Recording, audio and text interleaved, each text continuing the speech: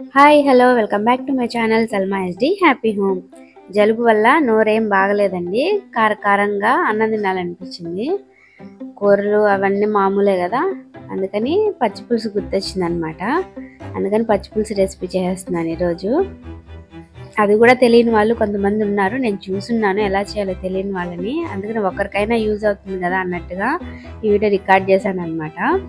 ఒక 5 పచ్చిమిర్చి తీసుకున్నాను, నా వరకే చేసుకుంటున్నానండి, అందుకే కొద్దిగానే తీసుకున్నాను. ఇవి గుంటూరు మిర్చి అన్నమాట. పచ్చి పులుసుకి మీరు ఎప్పుడైనాను నాటు మిర్చి తీసుకుంటే టేస్ట్ బాగుంటుంది, అది ఘాటు కూడా ఉండదండి. ఇవి గుంటూరు మిర్చి ఏంటంటే గుండెల్లో మంట వస్తుంది, నా దగ్గర లేవు, అందుకని ఇవే వేసుకున్నాను.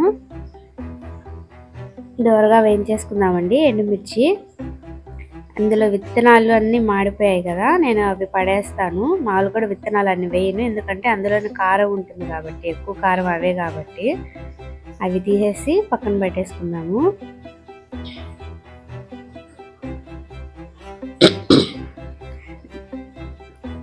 మామూలుగా అయితే దబర్లో చేస్తారండి, మీకు చూపించడానికి నేను బాండీలో వేయించాను. పప్పు గుత్తి తీసుకొని ఈ మిరపకాయని కొద్దిగా దంచుకుందాము. అంటే వేడి మీద ఉన్నప్పుడే దంచితే కొద్దిగా నలుగుతాయి అన్నమాట, చల్లారిన తర్వాత నలగవు. అస్సలు నలగట్లేదు అని టెన్షన్ కూడా అవసరం లేదు, అది ఎలా చేయాలో కూడా చూపిస్తాను. ఈ వీడియో నచ్చినట్లయితే ఖచ్చితంగా లైక్ చేయండి. చింతపండు అండి, చూసారా కొద్దిగానే తీసుకున్నాను, చిన్న నిమ్మకాయ సైజ్ అంతా నానబెట్టి పక్కన పెట్టుకున్నానండి, వాటర్ లేకుండా వేసుకున్నాను. చింతపండుతో కలిపి దంచితే మీకు మిరపకాయలు అనేవి మెదుగుతాయి అన్నమాట. నా ఛానల్ని తప్పకుండా ఫాలో అవ్వండి, ఇలాంటి మంచి మంచి వీడియోస్ ఇంకా ఎన్నో అప్లోడ్ చేస్తాను. నా ఛానల్ని తప్పకుండా సబ్స్క్రైబ్ చేసుకోండి. ఈ వీడియో ఎలా అనిపించిందో ఖచ్చితంగా కామెంట్ పెట్టండి. ఉప్పు అండి, రాళ్ళ ఉప్పు ఉంటే ఇంకా బాగా ఎండుమిర్చి నలుగుతాయి. నేను ఆ రాళ్ళ ఉప్పు వేయలేదు, మామూలు సాల్టే వాడాను. దంచుకున్న తర్వాత అందులోనే తెల్లగడ్డలండి, పెద్దవి ఉన్నాయి 4 తీసుకున్నాను, అందుకని 3 వేసాను. ఇందులో దంచుకుందాము. స్మెల్ అయితే చాలా అంటే చాలా బాగుంటుందండి తెల్లగడ్డలు వేసి దంచితే. 3 పాయలు వేసాను.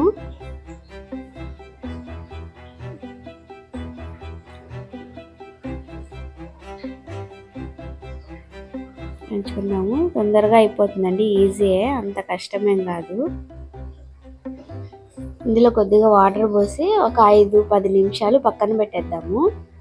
ఎండుమిర్చి అంతా నానుతుందన్నమాట, చింతపండుతో సహా నాని కలర్ బాగా వస్తుంది ఎండుమిర్చిలో, రెడ్ కలర్ అంతా పచ్చి పులుసుకి.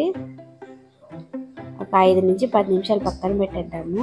కవర్ అండి, గ్లౌజులు లేవు, అందుకని కవర్ కడిగి చేతికి తొడుక్కున్నాను. అంటే మిర్చి ఉంటుంది కదా, కారము చెయ్యి మంట వస్తుంది. చింతపండు గుజ్జు ఎలా పిసుకుతామో అలా పిసకాలండి బాగా. ఆ మిరపకాయ అంతా నాని ఉంటుంది కదా, బాగా ఇదై కారం అంతా దీంట్లోకి వచ్చేస్తుంది. తెల్లగడ్డలు అంతా కలిసేలాగా బాగా చేత్తో కలుపుకోవాలి బాగా. అంతా అయిన తర్వాత వాటర్ పోసేసుకున్నాము. కవర్కి అయింది కదా, అందుకని నేను కవర్ మీద నుంచి వాటర్ పోస్తున్నాను.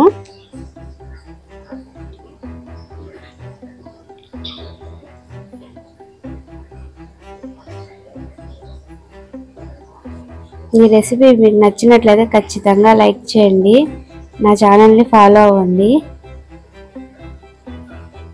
ఇలాంటి రెసిపీస్ ఇంకా ఈజీవి, సింపుల్వి, టేస్ట్గా ఉండేవి పెడతాను. చాలామంది పచ్చి పులుసుకి తాలింపు పెడతారండి, పేరులోనే ఉంది కదా పచ్చి పులుసు అని, పచ్చిగా అని. మరి ఎందుకు తాలింపు పెడతారు నాకు అర్థమే కదా, అందులోనే కారం టేస్ట్ అంతా మారిపోతుంది తాలింపు కానీ పెడితే. ఇది ఇలాగే తినాలి, ఇలా తింటేనే టేస్ట్ అన్నమాట. నేనైతే ఎప్పుడు తాలింపు వేయను. వేరే ఆంటీ, తెలిసిన ఆంటీ ఒకసారి నాకు ఇష్టమని ఇచ్చారు పక్కింటి ఆంటీ, వాళ్ళు తాలింపు పెట్టారు, టేస్ట్ ఏం లేదు అసలు. కారం అంతా తగ్గిపోయి ఉంటుంది, స్మెల్ మారిపోతుంది తాలింపు పెడితే. అది పేరే పచ్చి పులుసు కదా, మరి అన్ని పచ్చిగానే ఉండాలి కదా అందులో. ఇలా స్ట్రైనర్ తీసుకొని నేను వడగట్టుకుంటానండి, అవన్నీ వస్తే మధ్యలో తినలేం కదా, అంత ఓపిక ఉండదు కదా తీసి పక్కన పెట్టుకొని తినేంత ఓపిక. అందులో బాగలేనప్పుడు. అందుకని ఇట్లా స్ట్రైన్ చేసేసుకుంటాను. స్ట్రైనర్లో వేసి అలానే మొత్తం స్ట్రైన్ చేయనండి. అవి ఎండుమిర్చి గింజలు ఉన్నాయి కదా, అవి లాస్ట్లో కొంచెం చూడడానికి బాగుంటుంది అందులో ఉంటే, అందుకని కొన్ని తీసి అందులో వేసి కలుపుకుంటాను. మళ్ళీ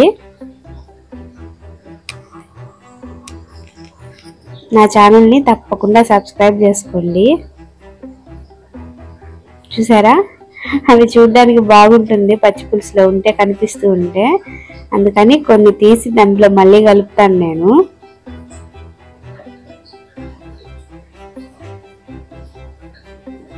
కడుపు నిండా అంటాం కదండి, పొట్ట నిండా తిన్నాము అంటారు కదా. ఈ పచ్చి పులుసు అంటే పొట్ట పగిలే వరకు తినొచ్చు, అంత టేస్ట్గా ఉంటుంది. ఇందులో ఉప్పు వేసుకుందాము. ఉప్పు సరిపోలేదు నాకు, కొద్దిగా ఉప్పు ఎక్కువ పడుతుంది. కలుపుకొని ఇందులో ఎర్రగడ్డలు వేసుకుందామండి.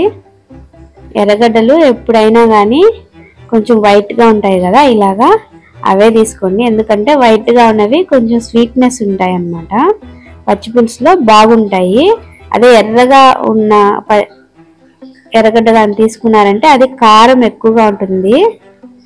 అవి పచ్చి పులుసు కారానికి, ఆ కారానికి అస్సలు తినలేరు. అందుకని కొంచెం తెల్లగా ఉన్న ఎర్రగడ్డనే తీసుకోండి. మామూలుగా అయితే ఇట్లా వేసి స్పూన్తో కలిపేస్తారు కదా, టేస్ట్ ఉండదండి.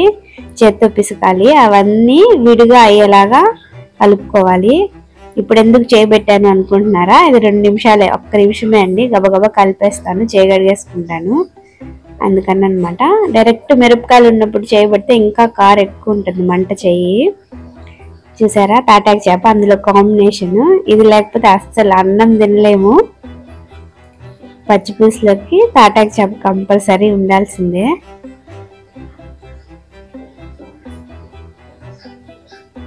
వేయించేసుకొని ఇంకా అన్నం పెట్టుకొని, వేడి వేడి అన్నంలో టేస్ట్ తెలియదండి. అన్నం కొద్దిగా చల్లగా అయిన తర్వాత తినాలి పచ్చి పులుసు.